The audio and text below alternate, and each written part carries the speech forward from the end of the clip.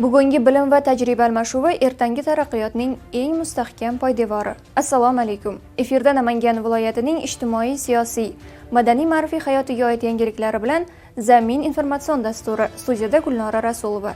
Bugungi dasturimizdan o'rin olgan reportaj va lavhalarning qisqacha sharhi bilan tanishing. Ommaviy axborot vositalari o'zgarish jarayonida. Bugun 50 yil oldingidek ishlab bo'lmaydi, chunki qoidalar, vazifalar va texnologiyalarda katta o'zgarishlar yuz bermoqda. Ixtirolar namoyishi. Asosiy maqsadi kosmik sohani rivojlantirish. Xalqaro fan olimpiadasi Namanganda. Ko'plab davlatlardan qatnashuvchilar bor. Bizning Turkiyadan ham ikkita jamoa keldi. Shijoat va intilish samarasi. 11-4 hisobida g'alaba qozondim. Finalda Birlashgan Arab Amirliklari bilan tatamiga chiqdim. Endi shu va boshqa lavhalarning to'liq tafsilotiga o'tamiz. Axborot va ma'lumotlar uzatish faoliyati bilan shug'ullanuvchi ommaviy axborot vositalarida so'nggi yillarda tub o'zgarishlar jarayoni kuzatilmoqda. Internet va ijtimoiy tarmoqlar faollashgan davrda an'anaviy teleradio sohasida ham media bozor talablari darajasida ishlashni davrning o'zi taqozo etmoqda. Toshkent shahrida ayni mavzuda 5 kunlik seminar-trening tashkil etildi. Batafsil dastlabki lavhamizda. O'zbekiston Milliy media assotsiatsiyasi hamda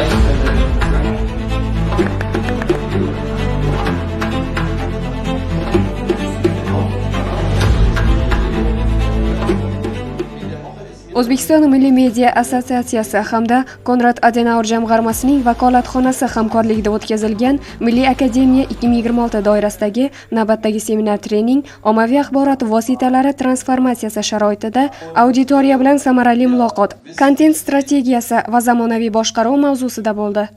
Raqamli transformatsiya jarayonlari, auditoriyaning axborot iste'mollari o'zgarishlari, yangi platformaning paydo bo'lishi va kontentga bo'lgan Trening ochilishida O'zbekiston Milliy media assotsiatsiyasi bosh direktori Rahmatjon Umarov hamda Konrad Adenauer jamg'armasining Markaziy Osiyo bo'yicha mintaqaviy dastur rahbari Andrey Algermistin so'zga chiqib, media sohasida professional malaka, amaliy tajriba almashinuvi va xalqaro hamkorlikni kengaytirish bugungi kunda alohida ahamiyat kasb etishini ta'kidladilar. Seminar-treningga yurtimizda faoliyat yuritayotgan nodavlat markaziy va hududiy telekanallarning bosh muharrir va muxbirlari taklif etildilar.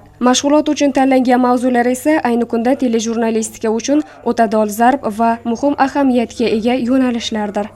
Ko'pchilik seminar davomida bugungi kunda yosh auditoriyani, yoshlarni qanday qilib televideniyaga qamrab olish kerak, ya'ni ularni e'tiborini qanday tortish kerak, ularni ijtimoiy tarmoqqa mukkasidan ketib borayotganini qanday qilib oldini olish kerak, ya'ni ularni televizor tomosha qilishga qanday qilib qiziqtirish kerak degan savol bilan murojaat etdi ko'pchilik va bunga juda yaxshi javoblar berildi. O'zlarining tajribasidan kelib chiqqan holda berilgan javob to'g'risi menga ham ma'qul keldi va buni o'zimizni ish tajribamizda sinab ko'rishni men ham o'zimga maqsad qilib qo'ydim.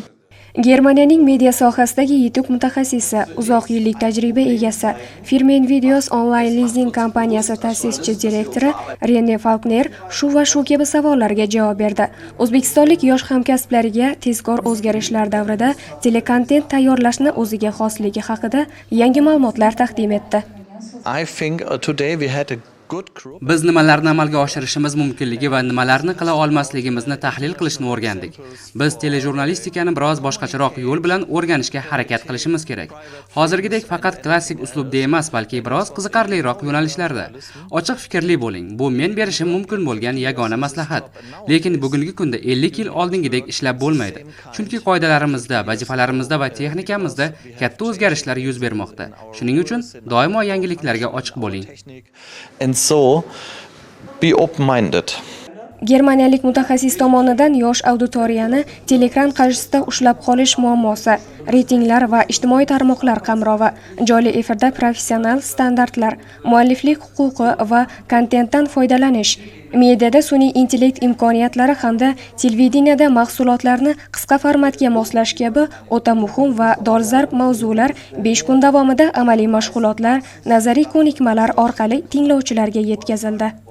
Bugun butun dunyoda ijtimoiy tarmoqlar, platformalar keng rivojlanib boryapti va tabiiyki teleradio sohasida qaysidir ma'noda raqobat paydo bo'ldi va ana shu raqobatni hisobiga televideniya va radio xodimlarida, ijodkorlarida o'z ishlarini qayta ko'rib chiqish, bugungi bozor talablariga moslashish ehtiyoji tug'ildi. Bugungi seminar aynan shu masalalarni ko'tarib chiqyapti. O'ylaymanki, bu mana shu seminarni yakunlanganimizdan keyin bizda o'ziga xos bir fikr paydo bo'ladi va bu bo'lsa ham o'sha joylarda, hududlardagi teleradio kanallarimiz mahsulotlarini ko'proq tomoshabin ko'rishi, ijtimoiy tarmoqlar platformalariga ham integratsiya qilinishini o'rganib olsak ajab emas.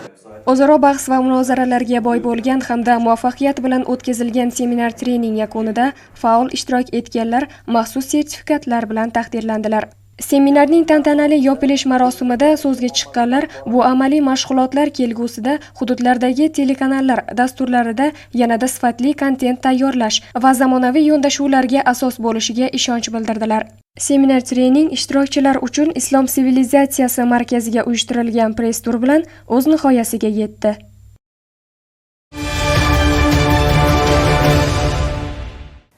Dasturimiz davom etadi. O'zbekistonliklar yaqin orada koinotni zabt etishi mumkin. Bu yosh muhandislarni qo'llab-quvvatlash va ularning iqtidorlarini yuzaga chiqarish hamda ixtirolarini namoyish etish imkonini yaratgan. Yosh muhandis ko'rik tanlovidan ko'zlangan bosh maqsad. Tanlovning viloyati o'tkazilgan hududiy bosqichida ana shunday salohiyatga ega yoshlar saralandi. Hozir shu haqda. O'zbek kosmos agentligi tomonidan yosh iqtidor egalarining g'oya, tashabbus va loyihalarini qo'llab-quvvatlash maqsadida yosh muhandis ko'rik tanlovi muntazam o'tkazilib kelinmoqda. Joriy yil tanlovning hududiy bosqichi Namangan shahridagi IT Park binosida bo'lib o'tdi. Unda Farg'ona vodiysining 35 dan ziyod jamoalari hamda mustaqil ixtirochilar o'z ishlanmalari bilan qatnashdilar. Agarda quruq bo'lsa so'qiyadi, namuzi suvda uchradi. Biz yaratgan loyiha bu asosan o'sha maktabgacha ta'lim tashkilotidagi bolalar va undan tashqari maktabning boshlang'ich sinf o'quvchilari uchun mo'ljallangan. Bu o'yinimizni 3 xil tilda o'ynash mumkin. Ular ingliz, rus va o'zbek tillari. Bu interaktiv o'yin orqali o'quvchilar o'zlarini mantiqiy fikrlashlarini va tezkor qaror qabul qilish ko'nikmalarini rivojlantiradilar. Bu o'yinimizni biz 7 oy davomida yaratdik. Bu o'yinimiz hozir demo versiyasida ishlamoqda. Tanlovda 11 yoshdan 25 yoshgacha bo'lgan yosh muhandislar maishiy yoki ijtimoiy muammolarni hal etishga ko'maklashuvchi 100 ga yaqin ixtirolarini namoyish etdilar. Hakamlar hay'ati esa ishlanmalarni kreativlik, ilmiy asoslanganlik, amaliyotga tatbiq etish imkoniyati hamda taqdimot sifati kabi muhim mezonlar asosida baholab bordilar. Bugungi mana shu o'tkazayotgan tadbirning asosiy maqsadi muhandislar sinfini shakllantirish, xususan bu sohada robotik texnika, kosmik sohalarni rivojlantirish va eng asosiy maqsadimiz kelajak muhandislari, ya'ni zaxira kadrlarini shakllantirishdan iborat. Eng yaxshi o'rinni egan, ya'ni ballni qo'lga kiritgan jamoalarga respublika miqyosida bo'lib o'tilgan final bosqichiga yo'llanma olishadi. Yakunida eng yuqori natijani qayd etgan 15 ta jamoa respublika yo'llanmasini qo'lga kiritdi. Ularga diplom hamda esdalik sovg'alari topshirildi. Shu bilan birga loyihalarini yanada takomillashtirish uchun zaruriy barcha sharoitlar yaratilib, tajribali muhandislar biriktirildi. Bu esa yoshlarning innovatsion fikrlashini rivojlantirish, zamonaviy va o'ziga xos g'oyalarni qo'llab-quvvatlash hamda kelajak muhandislarni tarbiyalashda muhim jihat hisoblanadi.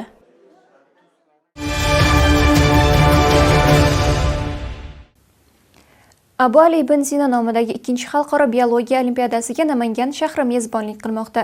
Ushbu nufuzli tanlov buyuk mutafakkir merosini targ'ib etish hamda iqtidorli yosh biologlarni qo'llab-quvvatlash, nano va biotexnologiya sohasini tubdan yaxshilashga qaratilganligi bilan ahamiyatlidir.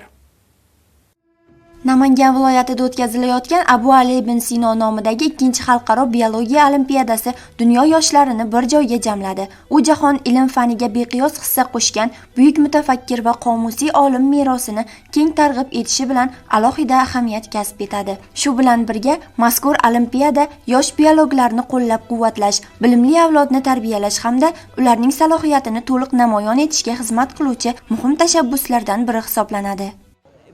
Ko'plab davlatlardan qatnashuvchilar bor. Bizning Turkiyadan ham 2 ta jamoa keldi. Biologiya fan sifatida juda muhim soha hisoblanadi. Ayniqsa, nanotexnologiya, biotexnologiya tarmoqlarida jahonda olamshumul ishlar amalga oshirilmoqda. Biz ham olimpiadada ayni jihatlarga alohida e'tibor qaratganmiz. Namangan shahridagi Ma'rifat maskanida xalqaro olimpiadaning tantanali ochilish marosimi bo'lib o'tdi. Musobaqada Rossiya, Turkiya, Tailand, Malayziya, Ozarbayjon, Belarus, Mo'g'uliston, Qozog'iston, Qirg'iziston, Tojikiston, Turkmaniston va O'zbekiston jamoalari o'zaro bellashadi. Olimpiadada 15-18 yosh toifasida jami 94 nafar maktab o'quvchilari biologiya sohasida ilm, ko'nikma va malakalarini namoyon etadilar. Men Ziver Hasanova, Ozarbayjon vakili sifatida O'zbekistonda o'tkazilayotgan Abu Ali ibn Sino nomidagi xalqaro biologiya olimpiadasida ilk bor ishtirok etmoqdaman. Yurtingizga kelganimdan beri yaxshi xotiralarga ega bo'ldim. Yangi do'stlar orttirdim. Ertadan olimpiadaning amaliy jarayonlari boshlanadi. Juda hayajondaman. Barcha ishtirokchilarga omad tilayman. Çok heyecanlıyım. Bütün iştirakçılara uğurlar. Yoshlarning nazariy va amaliy bilimlarini sinovdan o'tkazuvchi ushbu tanlov 26-aprelga qadar davom etadi.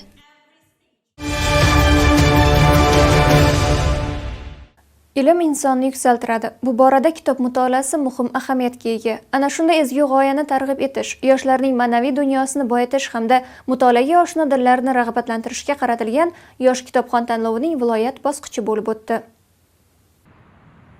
Yosh kitobxon tanlovi yoshlar o'rtasida kitobxonlik madaniyatini keng targ'ib etish, mutolaa orqali tafakkurni boyitish va bilimli avlodni tarbiyalashda muhim omil bo'lib xizmat qilmoqda.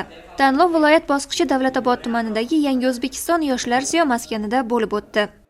Avvalgi yillari 30 mingga yetmagan yoshlarimiz ro'yxatdan o'tib ishtirok etishgan bo'lsa, bu yil mana ko'ryapsizki 90 mingga ziyod yoshlarimiz ro'yxatdan o'tishdi. Tuman bosqichida, sektor bosqichlarida yosh iste'dodli yoshlarimiz saralab olib, mana o'z viloyat bosqichida qariyb 42 ta yoshimiz 3 ta yosh toifasida ishtirok etishmoqda. Mahalla, tuman bosqichlarida saralangan yoshlar badiiy asarlar bilimdoni hamda tezkor savol-javob shartlarida bellashdilar. Hakamlar hay'ati esa ularni belgilangan nizom asosida baholab bordi.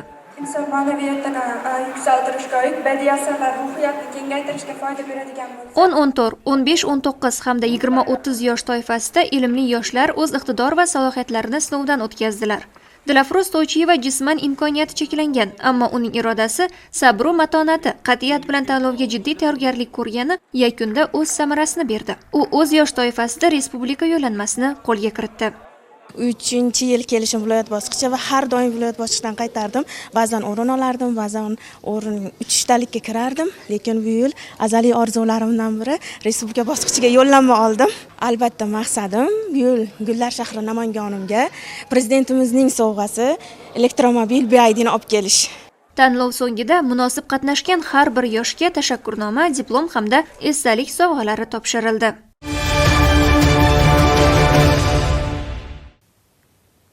Dasturimiz davom etadi. Karate sport turi o'zini o'zi himoya qilish, inson tanasining nozik nuqtasiga qo'l yoki oyoq bilan zarba berishga asoslangan sport kurashining bir turi hisoblanadi. 20-asrning 80-yillarida bu sport O'zbekistonda ham ommalasha boshlagan. Bugunga kelib esa ko'plab iqtidorli yoshlar ushbu yo'nalishda vatanimiz sha'nini xalqaro maydonlarda munosib himoya qilmoqdalar.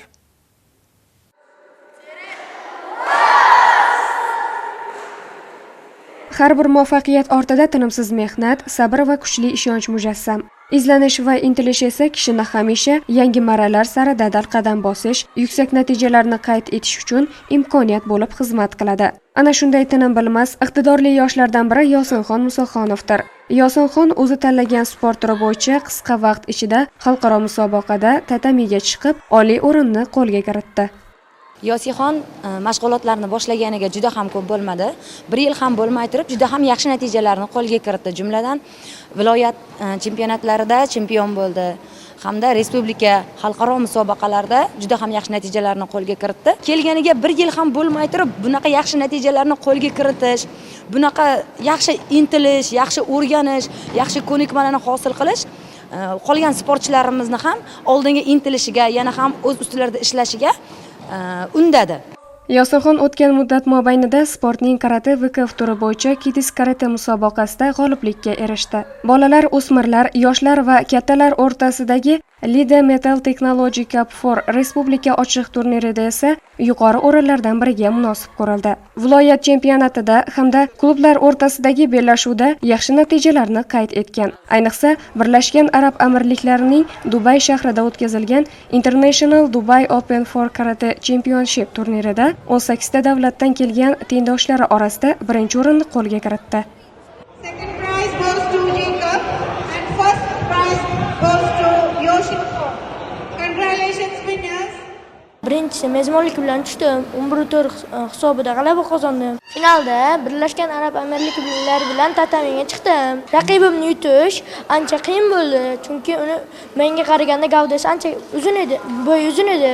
Raqibimni 4-3 hisobiga yutdim. Lavha qahramoni nafaqat sport maydonida, balki ta'lim jarayonida ham faolligi, intizomi va bilimga chanqoqligi bilan tengdoshlar orasida namuna bo'lib kelmoqda.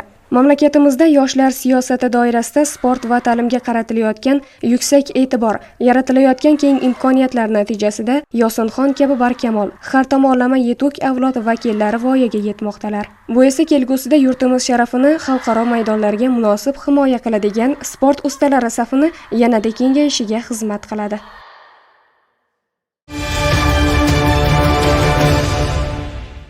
Sizlarga yetkazmoqchi bo'lgan reportaj va lavhalarimiz shulardan iborat edi. Oldinda ob-havo ma'lumotlari bilan tanishishingiz mumkin. Ijtimoiy tarmoqlardagi sahifalarimizga obuna bo'lib, do'stlaringizga ham ulashishni unutmang. O'zingizni asrang, bizni kuzatishda davom eting. Kelgusi dasturlarimizda ko'rishguncha xayr, omon bo'ling.